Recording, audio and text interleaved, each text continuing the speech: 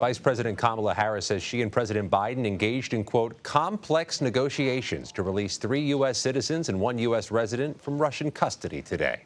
A panel of guests are here to dig into this and the implications of it. Leigh Ann Caldwell is co-author of Washington Post's Early Brief and an anchor for Washington Post Live. And Brakkton Booker, national political correspondent for Politico. Leigh Ann, we'll start with you in a moment. But first, let's take a listen to more of what was said earlier today. It's just unbelievable. It is unbelievable what we're letting happen at this southern border, and we're letting it happen because Kamala Harris refuses to do her job. What President Trump and I promise to the American people is very simple. This is not rocket science. It is not hard to secure the southern border. You just have to re-implement some common sense policies. No, we're definitely in a presidential campaign because she's talking about foreign affairs of great magnitude, and at the same time, she's getting domestic criticism from a would-be opponent. Let's start off, though, with the prisoner swap. Yeah. The vice president today said unequivocally it was a complex negotiation that she and President Biden were part of. What kind of political impact can this have in this unique presidential cycle? I mean, this was fantastic for the Biden administration. And right now, everyone is saying the Biden-Harris administration, especially when something good happens. This was monumental for Joe Biden. There was a really incredible detail in the Wall Street Journal story today. Of course, Evan Gershkovich is a Wall Street Journal reporter who said that an hour before President Biden sent out his tweet saying that he was not going to run for re-election, that he was on the phone with Slovenia trying to secure this deal. So the fact is that he has taken this off the table. At his press conference today announcing this, reporters asked, what about what Donald Trump said, that he would be able to get these people home quicker? And President Biden responded saying, well, why didn't he do so when he was president? And so this is... President Biden is going to share the glory with Kamala Harris. He obviously wants her to win. And so this was a great moment for the administration. I'm not sure if it's going to have any sort of actual impact on voters, but they can't be criticized for it, which is always a good thing. Let me flesh that out a little bit more. The politics are, of course, secondary on a day like today, but we're in a presidential cycle, so everything's politically relevant. I guess it matters, Brakkton, if this is actually one of those elections in which foreign affairs move the meter.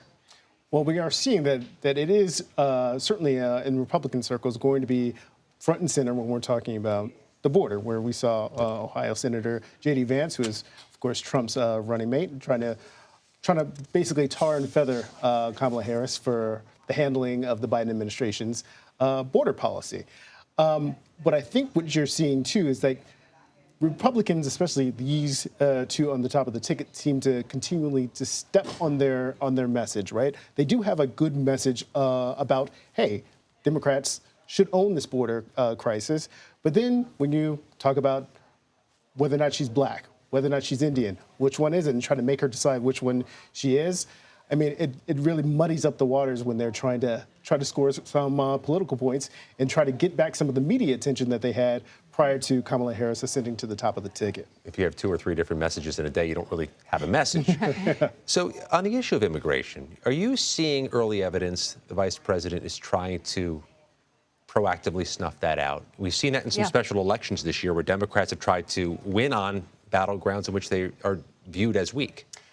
Scott, do you know what I'm writing about for my newsletter tomorrow morning? Because you feel like you're my editor right now. You gave that vibe to me. So, yeah, absolutely. I spoke with Representative Tom Suozzi today, who won a special election in large part because he leaned into the issue on immigration.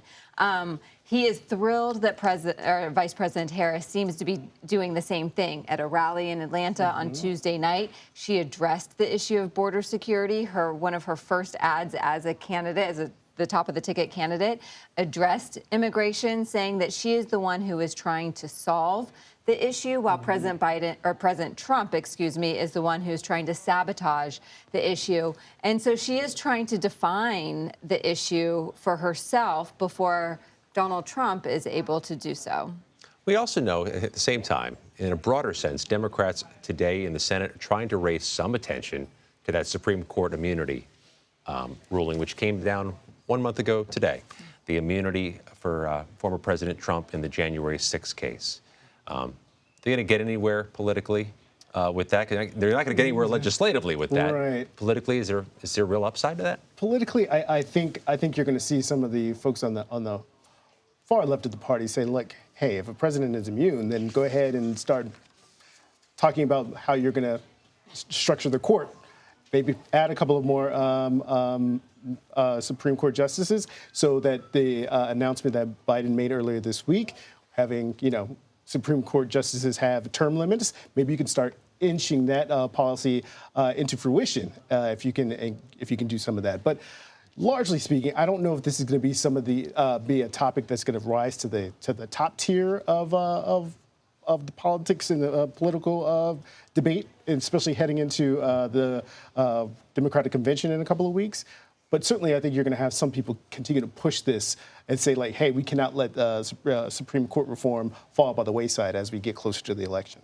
I just think that legislation that Senator Schumer introduced today is just a fascinating and kind of a novel way to address the immunity issue at the court, because the immunity issue from the Supreme Court was a constitutional question. So all other ideas have been trying to start the process to amend the Constitution. But Senator Schumer's legislation is saying, hey, let's legislate what the court can decide. What so they get. So it's a novel way to get around a very long, cumbersome process of amending the Constitution, even if the political and legislative avenues aren't there right now. 1 year ago today, at this moment, we were covering the indictment of Donald Trump, August 1st, 2023, on those charges. And a year later, here we are talking about changing the laws potentially over how you can prosecute a former president.